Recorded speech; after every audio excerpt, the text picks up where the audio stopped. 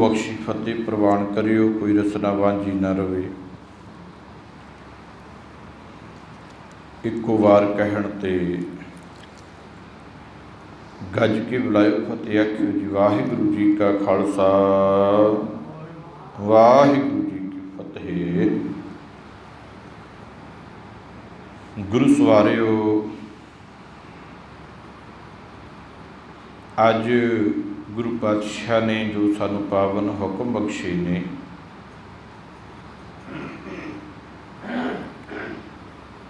राग सूही के अंदर साहिब श्री गुरु नानक देव महाराज जियां दी मुबारक रसना तो उचारण किया होया 4 पदियां का पावन शब्द है। सो सतगुरु पातशाह महाराज जियां दी किरपा दे नाल शब्द दे एक पदे दी विचार करन दा यतन करांगे। ये पावन शब्द साहिब श्री गुरु ग्रंथ साहिब महाराज जी के पावन पन्ना नंबर 765 के उपर सुभाएमान है। पहला सतगुरु पातशाह महाराज जी छोटा मंगलाचरण उचारण करते हैं। एक ओंकार सतगुर प्रसाद, परमेश्वर एक है। ते सतगुरु की किरपा दे नाल उस एक दे नाल मिलाप हुंदा है। राग सूही, राग सूही दे अंदर छंद, इस पावन शब्द की जिहड़ी चाल है वो छंद की चाल ते पढ़ना है। महला पहला गुरु नानक पातशाह महाराज जी का उचारण किया होया है। घर चौथा रागी ਸਿੰਘਾਂ ਨੂੰ हदायत है कि इस पावन शब्द ਨੂੰ ਜਦੋਂ राग द्वारा गाउणा है, गुरबाणी के सुर ताल घर चौथे च गाउणा है। फिर पातशाह जी किरपा करते उस परमात्मा की वडियाई की, रब की सिफत की है कि परमात्मा सब कुछ आप ही करता है। महाराज कहते जिन किया तिन देखिया। जिस परमात्मा ने समुचा जगत पैदा किया है, देखिया का अर्थ है देखभाल करनी, संभाल करनी। जिन्हें इस संसार को पैदा किया है वो देखभाल भी कर रहे है, संसार के जीवां की संभाल भी करता है। जिन किया तिन देखिया, जग धंधड़ा लाया। संभाल बड़े सोहने तरीके नाल कीती है। उस परमात्मा ने हर एक जीव नूं वक्खो वखरे माया रूपी धंधियां च लाया होया। किसी नूं किसी धंधे च लाया, किसी नूं किसी कमी काजी लाया होया। ये उस परमात्मा की एक खेड है। उस परमात्मा का एक कौतक है कि उसने आप दुनिया पैदा की, आप संभाल करता है, तो आप ही सारिਆਂ ਨੂੰ कमी काजी लाया होया। किसी नूं किसी कोई काम संभालिया है, किसी नूं कोई काम संभालिया। उस परमात्मा ने किसी नूं वाही जोती करन लाया होया है, तो उस परमात्मा ने किसी नूं वाहिगुरू वाहिगुरू कर नहीं लाया होया। कोई वाहिगुरू वाहिगुरू ही कह रहे, रब की बंदगी कर दे। फिर पातशाह कहते दान तेरा घट चानना, तन चंद दी पाया। दान तेरा का अर्थ है हे रब जी तेरी बख्शिश होवे। दान तेरा, तेरी कृपा होवे, तेरा दान होवे, तेरी बख्शिश होवे। फिर की हुंदा भला? घट चानना, जिस मनुख दे उत्ते तेरी बख्शिश हो जाए, उस शरीर दे अंदर तेरे ज्ञान का प्रकाश हो जाता है। अज्ञानता का हनेरा मिट जाता है, समझ आ जाती है।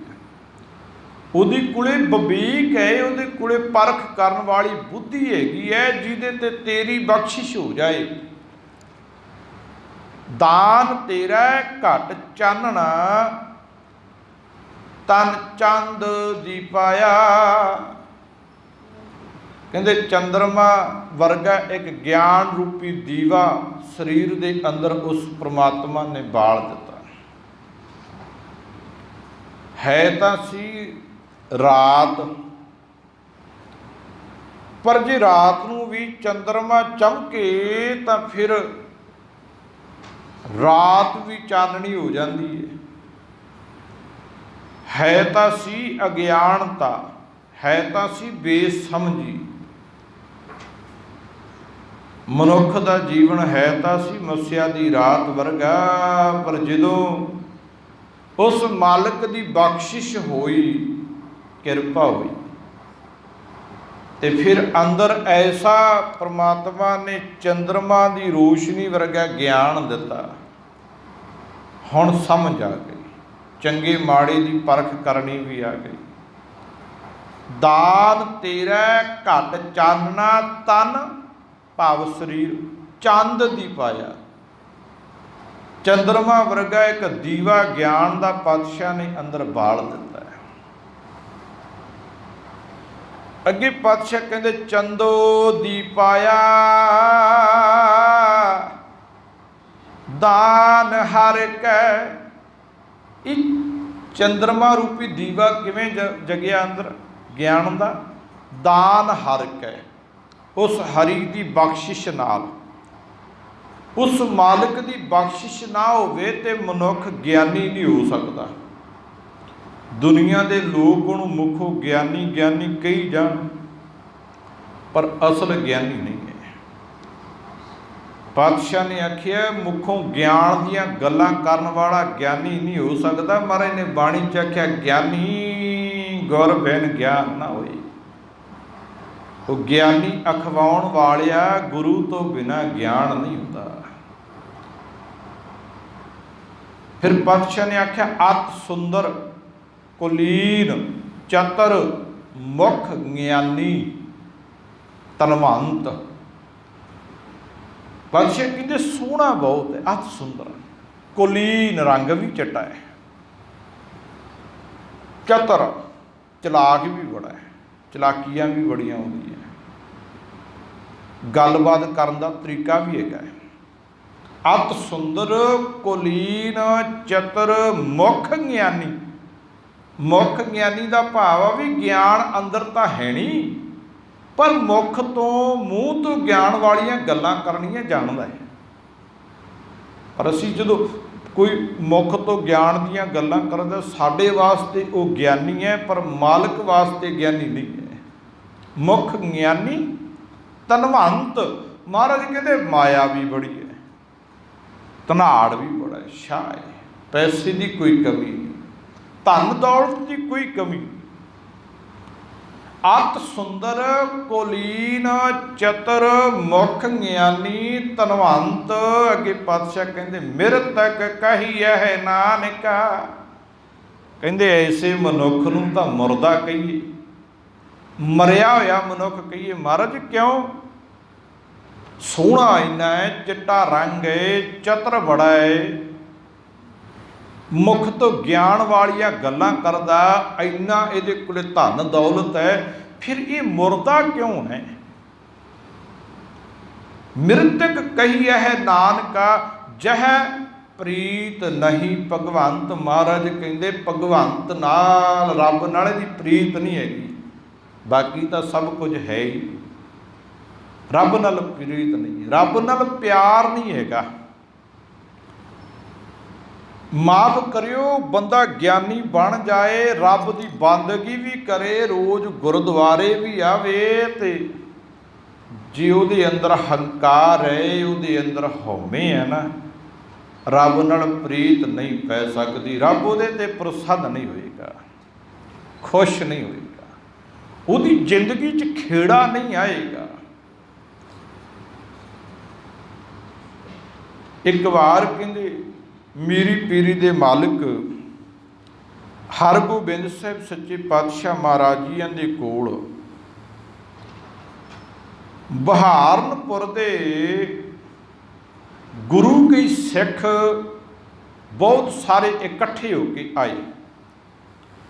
आए पातशाह दे कोलों उपदेश लैण वास्ते कि गुरु दे कोलों कोई ना कोई सिक्ख्या ले लईए,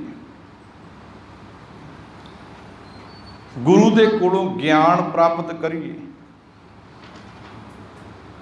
बहुत सारे गुरसिख इकट्ठे हुए तो मेरी पीरी दे मालिक हरगोबिंद साहिब सच्चे पातशाह महाराज जी की शरण विच आए। जदों हरगोबिंद साहिब सच्चे पातशाह महाराज जी के कोले आए तो इन्हां सारियां दे अंदर शरधा बहुत है, प्रेम बहुत है, भावना बड़ी है। हाथ जोड़े बेनतियां कर लगे, महाराज सच्चे पातशाह किरपा कर दिओ, जीवन सोहना बन जाए, शांति मिल जाए, खेड़ा बन जाए, आनंद आ जाए, कुछ ठंड मिले, सुकून मिले, चिंतावां तो मुक्ति हो जाए। महाराज किरपा कर दिओ। ते जिहड़ा मर्जी दुख लैके गुरु कोले आ जिओ, गुरु कोले दवाई एक है। तेरे कोले लखां बीमारियां है पर गुरु कोले दवा एक ही है। सर्व रोग का औखद नाम, केवल नाम दी दवा। किसी के अंदर हौमे आ जाए तो भाई गुरदास जी कहते ने वाहिगुरु गुर मंत्र है, वाहिगुरु शब्द गुरु का मंत्र है। जप हौमे खोई, जिहड़ा मनुख उस मंत्र नूं जप लैंदा उहदे अंदरों हौमे का रोग चलिया जाता है। ये बड़ा भयानक रोग है जिन्होंने पातशाह कहते हौमे दीर्घ रोग है। कहते हौमे का रोग दीर्घ रोग है, पर दारू पीए समाहे इहदी दवाई हैगी है, किसी डॉक्टर कोल नहीं, किसी वैद कोल नहीं। ये तो इको ही वैद आ मेरा, वैद गुरु गोबिंदा। मेरा गोबिंद गुरु वैद है। इस गुरु के कोलों, इस वैद के कोलों हौमे की दवाई भी मिल जाती है। गुरु पातशाह मेरी पीरी दे मालिक कहन लगे भाई ठीक है, शांति चाहुंदे हो तो रब की बंदगी करया करो। अपने नगर बहारनपुर दे विच एक धर्मशाला बना लो, रोज सवेरे धर्मशाला इशनान करके जाया करो तो इकट्ठे होके नाम जपया करो, रब नूं चेते करया करो, सतसंगत करया करो। सतसंगत भी वो नहीं है, माफ करियो कई बार असीं गुरुद्वारे कीर्तन हो रहा हुंदा है, कथा हो रही है, भावें किसी दे भोग ते पहुंचीए ना तो असीं गुरु दे दरबार 'च बैठ के भी दुनियावी गल्लां शुरू कर लैंदे, उहनूं सतसंग नहीं कहते। दुनियावी गल्लां करन वास्ते बड़ियां जगह होंदियां, बड़ियां थावां होंदियां, करिए कोई गल नहीं। पर जदों गुरु के दर ते आ जाइए, इत्थे केवल एक रब की गल होवे, सतसंगत कैसी जानी है जिथे एको नाम विखाणी है। जिथे इको ही रब के नाम की गल होवे, रब के नाम की व्याख्या होवे, उहनूं कहंदे सतसंगत। यह है सच्ची संगत। किसी इकट्ठ में थोड़ी संगत कहते हैं।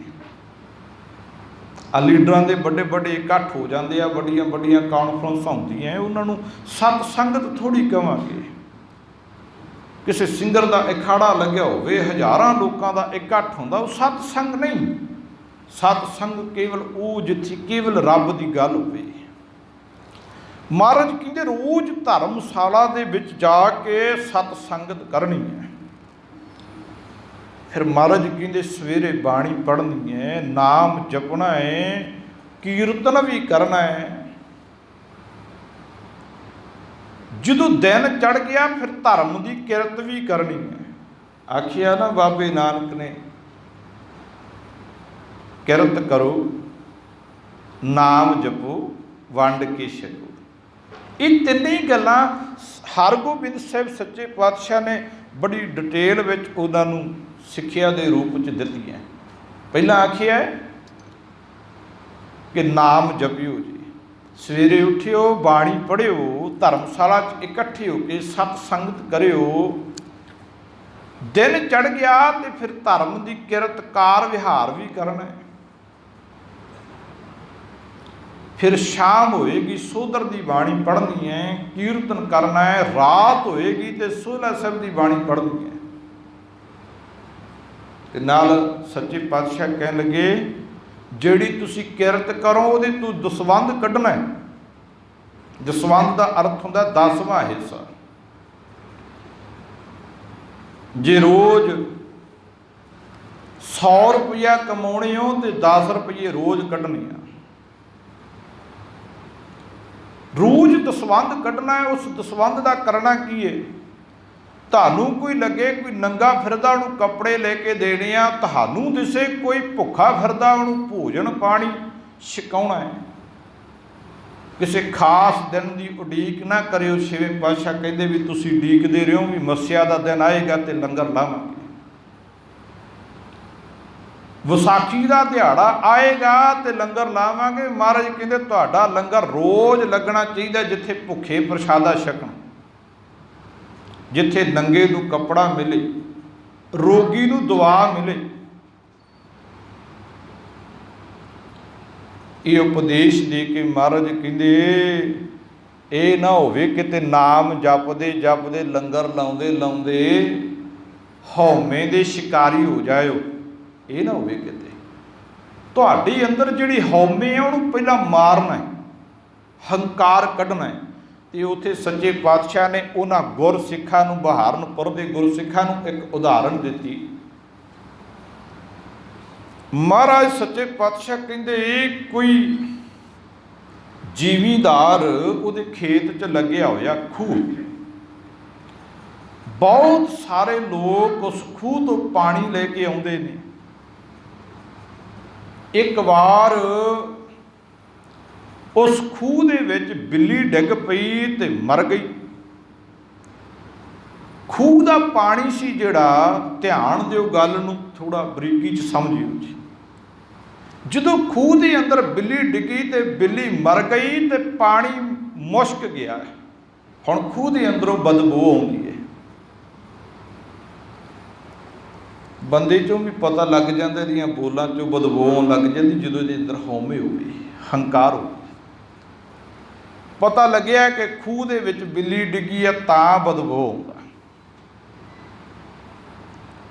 हुण जिहदे खेत च खूह लग्या होया सी वो किसी सियाणे विद्वान पंडित कोल चलिया गया ते कहन लग्या, पंडित जी खूह लाया सी, बड़े लोग पानी भरदे सी, बड़े लोग प्यासे आके उथों पानी पींदे सी, खूह दे विच बिल्ली डिग के मर गई है ते खूह दा पानी मुश्क गया है, कोई हल दसो। हुण बदबू खूह दे विचों खत्म किवें होएगी? ते सियाणा पंडित कहन लग्या, तुसीं जाओ पहला मरी हुई बिल्ली बाहर कढ़ दिओ ते फिर 1000 डोल पानी दा भर के डोल देना, फिर नहीं बदबू आएगी। हुण वो चलिया गया। उन्होंने चेता भुल गया कि पंडित ने आख्या सी बिल्ली कढ़नी आ, 1000 डोल चेते रह गया। वो डोल भरदा है, नाल गिणती करदा, पानी डोली जाता। 1000 डोल पानी का डोल के बदबू खत्म ना हुई। फिर पंडित कोल चलिया गया, कहन लग्या, पंडित जी 1000 डोल पानी का डोल दिता, हजे खूह के अंदरों बदबू नहीं जी गई। पंडित जी कहते बिल्ली कढ़ती, कहन लगे जी लै चेता ही भुल गया, बिल्ली तो कढ़ी कोई। कहन लग्या हुण जाओ पहला बिल्ली बाहर कढ़ियो जे, फिर 1 लाख डोल पानी का भर के डोल दिओ, फिर नहीं बदबू आएगी। हुण जांदा है खूह दे कोल गया है, पहला मरी हुई बिल्ली नूं बाहर कढ़िया है ते फिर 1 लाख डोल पानी का भर के डोलिया। हुण खूह दे विचों बदबू नहीं जिउंदी।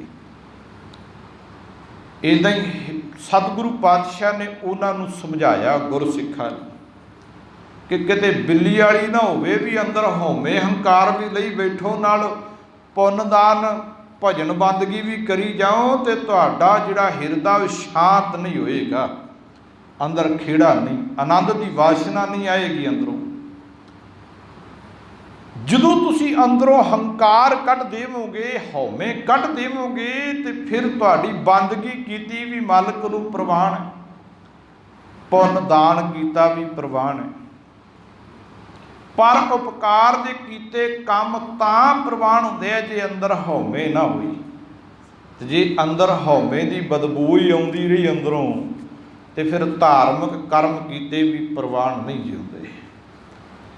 रहो विचार गुरु पातशाह महाराज कहते, जो गुरु की बख्शिश हो जाए तो फिर अंदर ज्ञान का दीवा बल जाता है।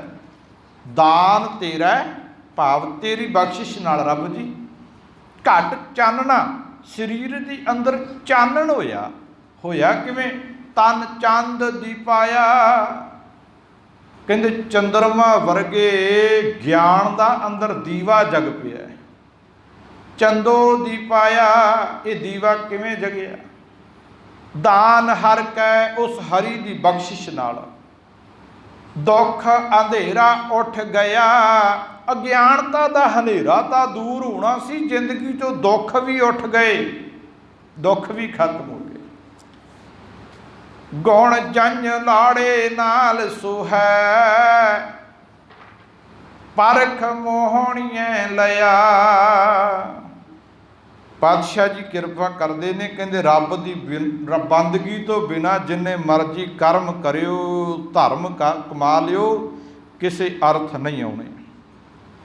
रब जी की बंदगी हैगी है तो कर्म धर्म भी ता ही सफले ने। उदाहरण बड़ी सोहनी दिती पातशाह ने। एक लड़के का विआह होवे, उहदे नाल 50 जाने जाते होण ते आपां की कहंदे आ, कौन चलिया? कहंदे जंज चली है। तो जे 50 चों एक कढ़ दईए फिर जंज नहीं कहंदे, वो किहड़ा कढ़ना? लाड़े नूं कढ़ के पासे कर दे। हुण 50 चले ने, पर 50 नूं कोई जंज थोड़ी कहेगा। जे 50 च एक लाड़ा हैगा तो फिर 50 नूं जंज कहा जाएगा। पातशाह कहते कर्म कर, धर्म कर, जिन्ना कुछ मर्जी कर ले, पुन कर ले, दान कर ले, जे तेरे कोले रब की बंदगी नहीं हैगी तो तैनूं धर्मी नहीं आख्या जाएगा। फिर तू विकारी है, फिर तू हंकारी है, भावें तू वाहिगुरू वाहिगुरू रोज करी जाना है।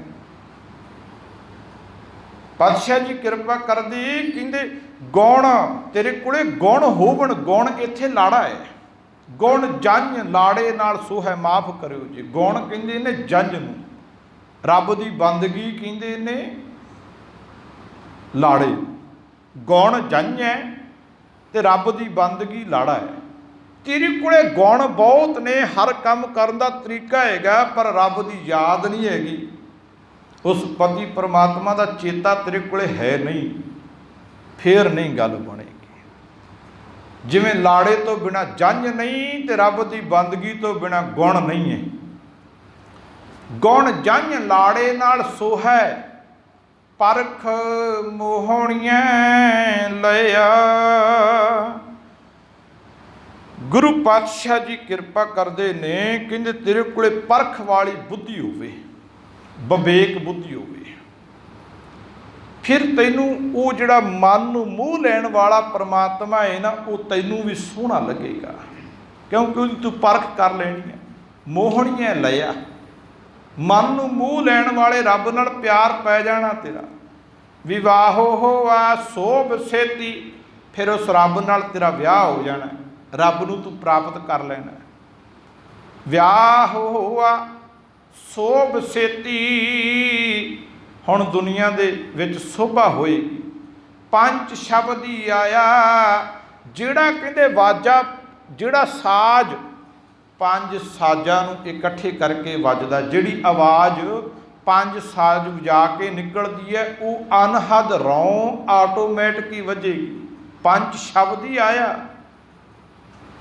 जिन किया तिन देखिया, ਇਹ ਗੱਲ ਨੂੰ ਸਮਝੀ ਕਿ ਜਿਸ ਪ੍ਰਮਾਤਮਾ ਨੇ ਜਗਤ ਨੂੰ ਪੈਦਾ ਕੀਤਾ ਹੈ, ਤੈਨ ਦੇਖਿਆ ਉਸ ਸੰਸਾਰ ਦੀ ਦੇਖਭਾਲ ਵੀ ਕਰਦਾ ਹੈ, ਸੰਭਾਲ ਵੀ ਕਰਦਾ ਹੈ।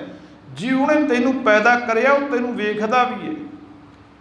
ਜਿਨ ਕੀਆ ਤੈਨ ਦੇਖਿਆ ਜਗ ਧੰਦੜਾ ਲਾਇਆ। ਉਸ ਪਰਮਾਤਮਾ ਨੇ ਆਪਣੀ ਰਜਾ ਦੇ ਵਿੱਚ, ਆਪਣੇ ਹੁਕਮ ਦੇ ਅੰਦਰ ਸਾਰੇ ਸੰਸਾਰ ਨੂੰ ਕਮੀ ਕਾਜੀ ਅੱਡੋ ਅੱਡੀ ਧੰਦਿਆਂ ਤੇ ਲਾਇਆ ਹੋਇਆ ਹੈ। ਕੋਈ ਕਿਰਤ ਕਰੀ ਜਾਂਦਾ, ਕੋਈ ਦਫ਼ਤਰ 'ਚ ਜਾਂਦਾ, ਕੋਈ ਦੁਕਾਨ ਤੇ ਬੈਠਾ ਹੈ ਤੇ ਕੋਈ ਨਾਮ ਜਪੀ ਜਾਂਦਾ ਤੇ ਜਪਾਈ ਜਾਂਦਾ, ਮਹਾਂਪੁਰਖ ਬਣ ਗਿਆ। ਇਹ ਸਾਰੇ ਉਸ ਪ੍ਰਮਾਤਮਾ ਦੇ ਅੱਡੋ ਅੱਡੀ ਕੰਮ ਸੌਂਪੇ ਹੋਏ, ਅੱਡੋ ਅੱਡੀ ਜਗਤ ਨੂੰ ਧੰਦੜੇ ਵਿੱਚ ਲਾਇਆ ਹੋਇਆ। ਕਮੀ ਕਾਜੀ ਉਸ ਪ੍ਰਮਾਤਮਾ ਨੇ ਲਾਇਆ ਹੈ। ਗੁਰੂ ਨਾਨਕ ਪਾਤਸ਼ਾਹ ਮਹਾਰਾਜ ਕਹਿੰਦੇ, ਹੁਕਮ ਹੈ ਅੰਦਰ ਸਭ ਕੋ, ਬਾਹਰ ਹੁਕਮ ਨਾ ਕੋਈ। ਉਸ ਰੱਬ ਦੇ ਹੁਕਮ ਤੋਂ ਬਾਹਰ ਤਾਂ ਕੋਈ ਹੈ ਹੀ ਨਹੀਂ। ਸਾਰਾ ਸੰਸਾਰ ਉਸ ਰੱਬ ਦੇ ਹੁਕਮ ਵਿੱਚ ਹੈ। ਇਸ ਕਰਕੇ ਉਸ ਮਾਲਕ ਦੀ ਰਜ਼ਾ ਨੂੰ ਸਮਝੀਏ, ਬਾਣੀ ਨੂੰ ਪੜ੍ਹ ਕੇ ਅੰਦਰ ਗਿਆਨ ਦਾ ਦੀਵਾ ਜਗਾਈਏ। ਜਿਹੜੇ ਗਿਆਨ ਦੇ ਦੀਵੇ ਦੇ ਨਾਲ ਅੰਦਰ ਬੈਠਾ ਰੱਬ ਨਜ਼ਰ ਆ ਜਾਏਗਾ, ਫਿਰ ਆਨੰਦ ਆਏਗਾ, ਸੁੱਖ ਤੇ ਸ਼ਾਂਤੀ ਬਣ ਜਾਏਗੀ। ਫਿਰ ਲੋਕ ਸੁਖੀਏ, ਪਰਲੋਕ ਸੁਹੇਲੇ। ਨਾਨਕ ਹਰ ਪ੍ਰਭ ਆਪਹਿ ਮੇਲੇ ਹੁੰਦੇ ਨੇ। ਪਾਵਨ ਸ਼ਬਦ ਦੀ ਵਿਚਾਰ ਕਰਦਿਆਂ ਨਾਲ ਗੁਰਮਤਿ ਵਿਚਾਰਾਂ ਕਰਦਿਆਂ ਸੰਗਤ ਜੀ ਦਾਸ ਤੋਂ ਇੱਕ ਨਹੀਂ, ਅਨੇਕਾਂ ਹੀ ਭੁੱਲਾਂ ਹੋਈਆਂ ਹੋਣੀਆਂ। ਗੁਰੂ ਔਰ ਗੁਰੂ ਜੀ ਦੀ ਸੰਗਤ ਬਖਸ਼ਣ ਯੋਗ ਹੈ। ਭੁੱਲਾਂ ਚੁੱਕਾਂ ਦੀ ਖਿਮਾ।